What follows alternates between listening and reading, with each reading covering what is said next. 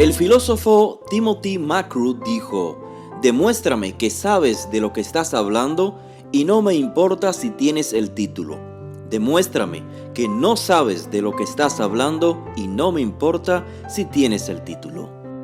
Debido a que las últimas publicaciones en el canal han sido una especie de apología de los escritos de los discípulos de Yahushua de Nazaret, como era de esperarse, recibimos críticas muy interesantes a las cuales les damos la bienvenida. Entre ellas se destaca una que vale la pena considerar. La crítica nos dice que las exposiciones que he realizado últimamente no están en alineamiento con las conclusiones de eruditos contemporáneos como Bart Ehrman. Ehrman es un erudito estadounidense del Nuevo Testamento ateo-agnóstico, autor de muchos libros que han tenido gran éxito. La respuesta a esta crítica es la siguiente: por supuesto, lo que expresen los expertos y eruditos hay que tomarlo en consideración, pero ser erudito, ser académico, no es sinónimo de ser infalible, ni significa que el erudito no tenga sus propias agendas y creencias, las cuales puede reflejar en sus opiniones académicas. Por lo tanto, debemos de confiar o creer en todas las conclusiones de los académicos o en un consenso académico. Siendo expertos, por supuesto que tendrán razón en muchas de sus conclusiones, pero, repito, eso no significa que siempre tengan la razón, mucho menos cuando sea evidente que están equivocados. Por lo tanto, es razonable que mis planteamientos no estén en alineamiento con las conclusiones de eruditos contemporáneos y especialmente con Bart Ehrman. Veamos un ejemplo. En el libro de Ehrman, publicado en el 2009, llamado Jesús interrumpido, revelación de las contradicciones ocultas en la Biblia, hay una sección llamada Un mundo de contradicciones, en referencia al llamado Nuevo Testamento. En dicha sección, el profesor ateo-agnóstico implica que dichos documentos no son confiables en términos históricos.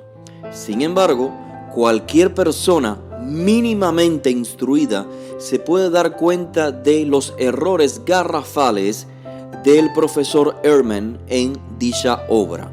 Por ejemplo, Ehrman escribe, y cito: en el Evangelio de Juan, Jesús hizo su primer milagro en el capítulo 2, cuando convierte el agua en vino. Y se nos dice que esta fue la primera señal que hizo Jesús, Juan 2:11. Luego, en ese capítulo se nos dice que Jesús hizo muchas señales en Jerusalén, Juan 2:23. Pero luego, en el capítulo 4, Él sana al hijo de un centurión y el autor dice: esta fue la segunda señal que Jesús hizo, Juan 4:54. Una señal, muchas señales, y entonces la segunda señal, fin de la cita. Con este argumento, Ehrman pretende presentar al autor de Juan como alguien incapaz, incompetente, incapaz de darse cuenta que ha cometido un error en las primeras secciones de su propio libro.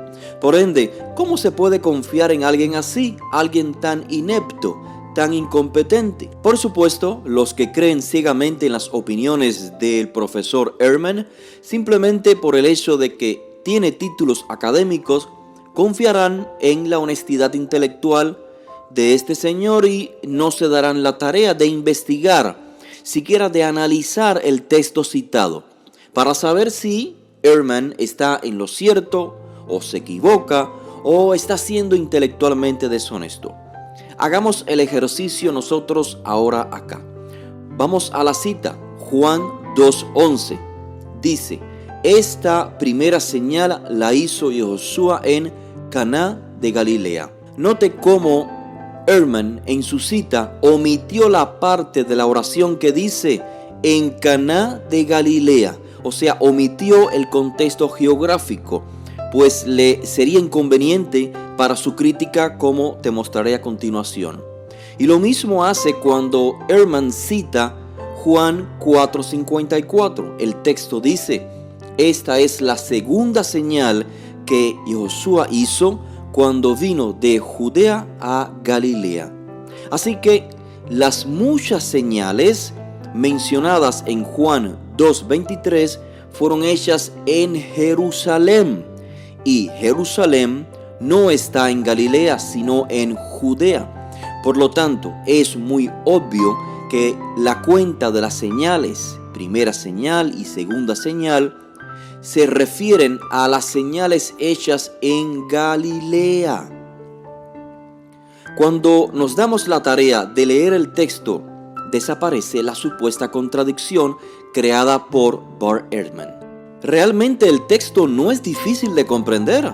Como dije, cualquier persona con una mínima instrucción entiende el texto en cuestión y no ve tal contradicción.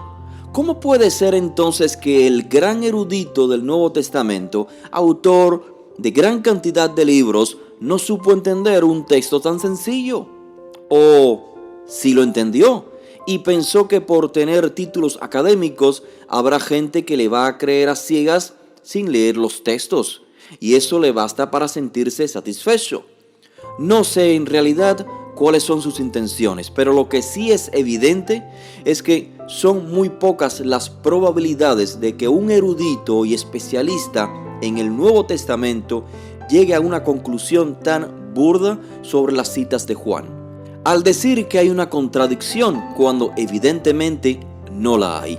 Entonces, en el intento que hizo Ehrman de presentar al autor de Juan como un inepto, a cuyo escrito no se le puede confiar, resultó ser todo lo opuesto.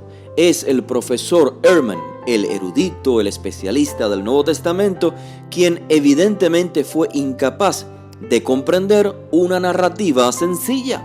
¿Cómo se puede confiar en alguien así? Hay muchos más ejemplos que pudiera dar de opiniones absurdas del profesor Ehrman. ¿Significa esto que no podemos confiar en todo lo que Ehrman dice y escribe? Por supuesto que no. Esa no es la conclusión. Simplemente significa que ser académico no exenta a la persona de cometer errores garrafales. No significa incluso que el académico no tenga sus propias creencias, las cuales traicionen su integridad como académico. El objetivo de este corto vídeo es simplemente concientizar a los lectores de esta literatura. No se debe creer ciegamente en las opiniones de los académicos. Si esta información te ha sido útil, no olvides compartirla. Déjanos un me gusta y déjanos tu comentario. Gracias. Será hasta un próximo video.